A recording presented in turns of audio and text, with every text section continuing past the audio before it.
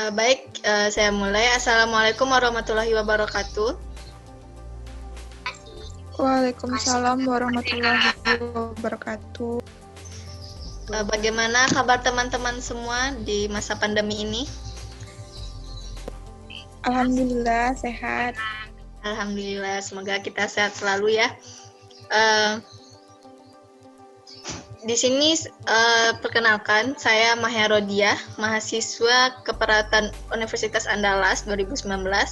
Ini menyampaikan penyuluhan tentang farmakologi terapi pada pasien COVID-19.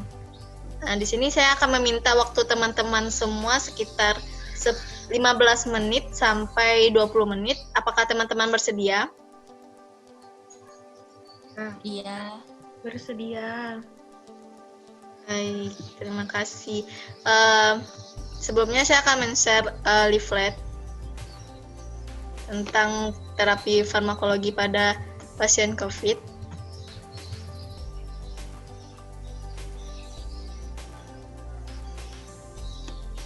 Udah ada kelihatan?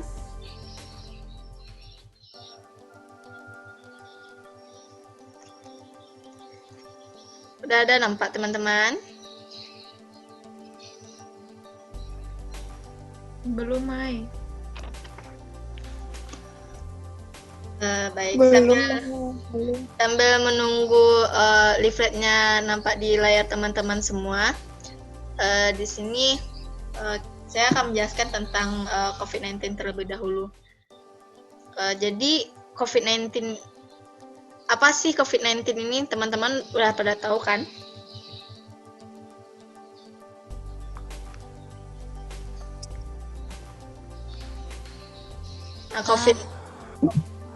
Belum. Nah, COVID-19 ini adalah penyakit yang disebabkan oleh virus SARS Acute Respiratory Syndrome Coronavirus 2 atau yang biasa disebut SARS-CoV-2. Dan ini COVID ini dapat menyebabkan gangguan sistem pernafasan, mulai dari gejala yang ringan seperti flu hingga infeksi paru-paru seperti pneumonia. Nah, kasus pertama penyakit ini tuh terjadi di kota Wuhan, Cina pada akhir Desember dan hingga akhirnya menyebar ke seluruh dunia dan sampai kepada Indonesia. Nah, apa sih penyebab dari COVID-19 itu? Penyebab dari COVID-19 itu dari hewan. Dari hewan disebabkan oleh SARS-CoV-2 tadi, virus jenis baru dari coronavirus, dan menyebabkan infeksi pernapasan. Lalu bagaimana gejala pada virus COVID-19 ini? Nah, gejalanya itu yaitu yang pertama demam, batuk kering, sama sesak nafas, gejala umum pada pasien COVID. Nah, bila teman-teman mungkin ada merasakan gejala seperti itu, diharapkan segera konsultasi kepada dokter di rumah sakit terdekat. Lalu gejala lain yang sering terjadi pada infeksi COVID-19 ini juga ada mudah lelah, nyeri otot, nyeri dada, sakit tenggorokan, sakit kepala, mual atau muntah, diare, pilek, menggigil, bersin-bersin, dan sampai hilangnya kemampuan mengecap rasa atau mencium bau.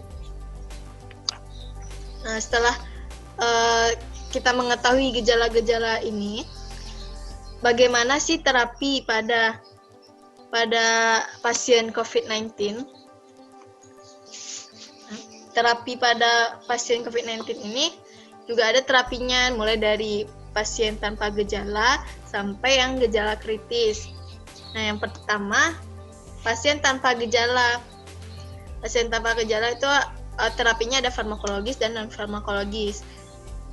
Yang terapi farmakologisnya, yang pertama, bila dapat penyakit penyerta atau komorbid, dianjurkan untuk tetap melanjutkan pengobatan yang rutin dikonsumsi. Apabila pasien rutin meminum terapi obat antihipertensi dengan golongan obat ACE inhibitor dan angiotensin reseptor blocker, perlu berkonsultasi ke dokter spesialis penyakit dalam atau dokter spesialis jantung. Yang kedua dengan meminum vitamin C selama 14 hari. Lalu yang untuk non-farmakologisnya, kita bisa selalu menggunakan masker ketika keluar rumah, lalu jaga jarak dengan keluarga, atau physical distancing, terus work from home seperti yang kita laksanakan sekarang, lalu selalu mencuci tangan dengan air mengalir dan sabun atau dengan hand sanitizer, dan juga menerapkan etika batuk dengan yang benar, yaitu menutup mulut dan hidung ke lengan atau tisu. Lalu bagaimana pada pasien COVID gejala ringan?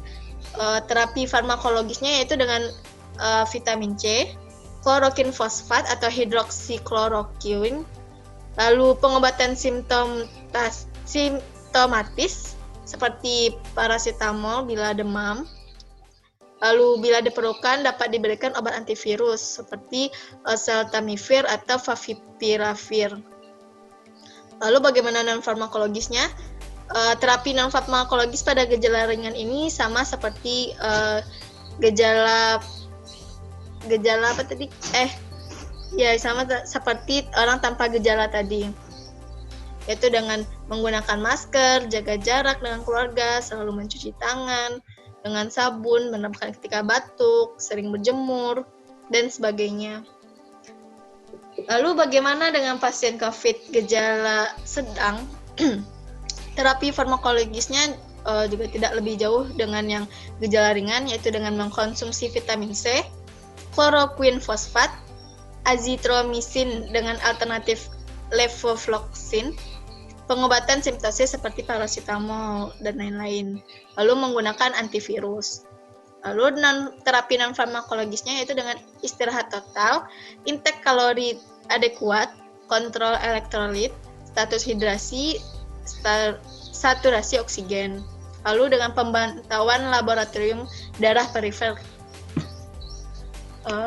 Lalu bagaimana dengan pasien COVID gejala berat? Nah, terapi farmakologisnya yaitu dengan kloroquine fosfat, azitromisin, lalu obat antivirus, pemeriksaan kultur darah dan kultur sputum, lalu vitamin C dan B1, hidroksikortison, pengobatan komorbid, dan obat-obat suportif lainnya. Lalu yang non-farmakologisnya, lalu dengan istirahat total, intake kalori adekuat, kontrol elektrolit, status hidrasi atau terapi cairan dan oksigen, dan pemantauan laboratorium darah perifer, lalu pemeriksaan fototoraks serial perburukan. Lalu bagaimana dengan pasien COVID yang gejala kritis, yaitu yang farmakologisnya dengan cairan-cairan kristaloid.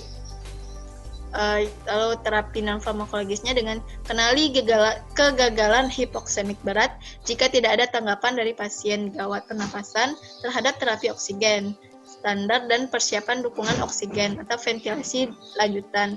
Dan pada pasien dewasa ARDS berat mencapai kritis dianjurkan ventilasi posisi terlungkup selama 12-16 jam per hari.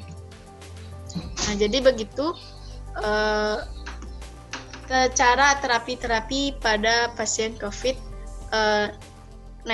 secara farmakologis dan non-farmakologis. Apakah teman-teman ada yang ingin bertanya?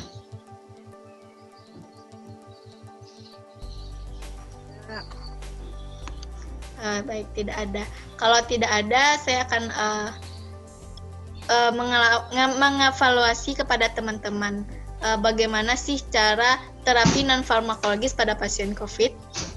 Ada yang bisa menjawab?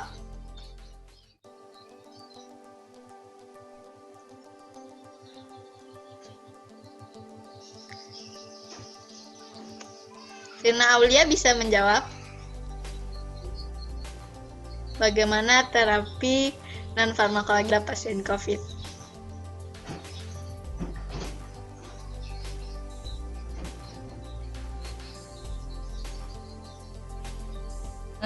Terapi non-farmakologis ya? Iya. Kalau terapi non farmakologis itu kayak memakai masker, terus apa ya? Ya itu kayak pakai masker, social distancing dan sebagainya. Ya, betul sekali. Terima kasih, Firna.